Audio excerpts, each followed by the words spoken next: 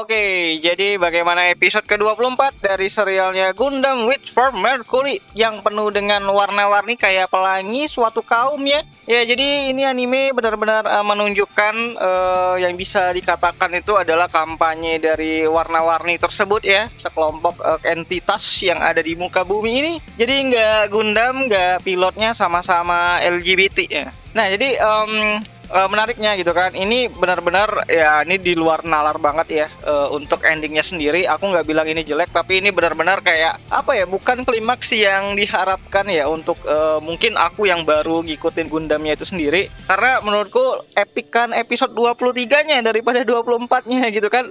Apalagi ada hal-hal yang tidak masuk akal yang ada di episode ke-24-nya itu sendiri gitu kan. Elan nomor 4 itu datang lagi gitu kan, entah gimana caranya gitu kan, katanya tuh dibilang itu adalah data yang tersimpan gitu kan di ya data stroman gitulah gitu kan. Tapi kan dia kan meninggalnya tuh kena panggang gitu kan, harusnya jiwanya udah nggak ada lagi gitu kan, nggak terbackup gitu. Beda sama si Ariel yang jiwanya itu dipindahkan menjadi sebuah tuh bentuk dari data strom itu sendiri yang ditanamkan kepada si Ariel itu sendiri. Bahkan Nadim sama Nabo Sensei itu ada juga gitu kan, padahal kan mereka tuh meninggalnya tuh karena dibunuh gitu kan. Si Nabo kan kena tembak gitu kan, si Nadim juga kena tusuk tuh waktu di episode prolognya gitu kan, di Gundamnya gitu. Jadi kenapa gitu kan mereka tuh bisa muncul gitu. Dan si Sophie juga sama Norea juga ada ditampilin juga di situ. Jadi ya kita bahas aja lah mengenai plot yang sungguh-sungguh menurutku sih kayak dipaksakan banget, tapi ya ini adalah keputusan yang sudah diambil sama Sunrise itu sendiri ya gitu kan. Jadi kita terima aja, dimana ada hal yang tidak masuk akal lagi gitu kan, dimana tuh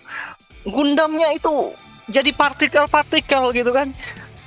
Itu gimana gitu kan setelah kita dilihatin bagaimana si Gundamnya si Caliban ini tuh jadi warna-warni gitu kan, dan dia bisa manggil beberapa Gundam juga. Itu masuk akal sih karena kan pakai permit system gitu kan, bisa manggil juga dan bisa nge-hacking juga.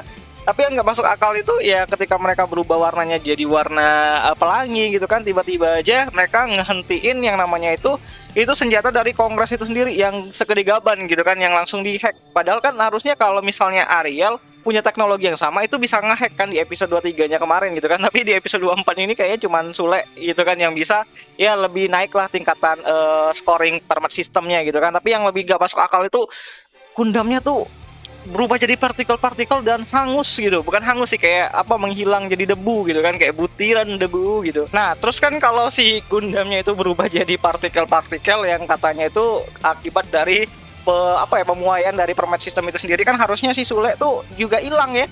Harusnya aku nungguin tuh waktu si Mio itu nyamperin body suitnya ataupun baju luar angkasanya si Sule ya. Aku berharap itu Sule nggak ada di dalam situ, karena kan sebelumnya dia udah dikonfirmasi bahwa tubuhnya tuh udah terkontaminasi dengan data permit system itu sendiri ataupun data strom itu sendiri gitu kan. Harusnya dia ikutan hilang gitu kan, kayak Gundam yang lain gitu, tapi dia nggak hilang gitu. Aneh gitu.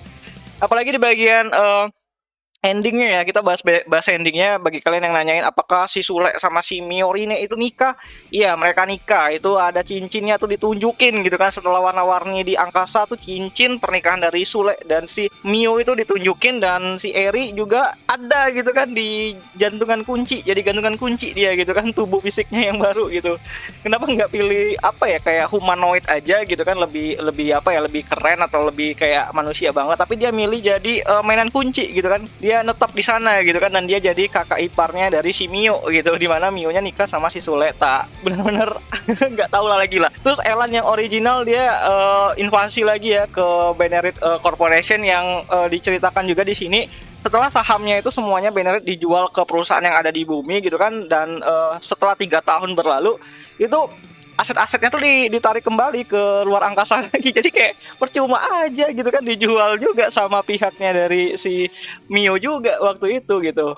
Oh ya, jika kalian perhatikan ada perbedaan antara si Elan number 5 sama Elan Ori ya di sini ya. Sepertinya ini bakalan dibuat si Elan Ori ini tuh ya rambutnya tuh lebih sedikit warna kuning ya, hijaunya gitu kan. Sedangkan Elan number 5 itu sendiri dibuat warnanya tuh rada-rada kehijau-hijauan yang lebih pekat gitu kan. Mungkin ini untuk membedakan mana yang Elan Ori, mana yang Elan number 5 gitu kan. Karena kan mereka tuh sama ya, makanya tuh Elan itu kayaknya dia pergi ya, nggak ke luar angkasa ya, dia tuh ke bumi ya, ngelihatin tempat-tempat yang pernah ditunjukkan sama si Norea kepada dirinya menggunakan buku catatan yang pernah dia pungut waktu itu gitu.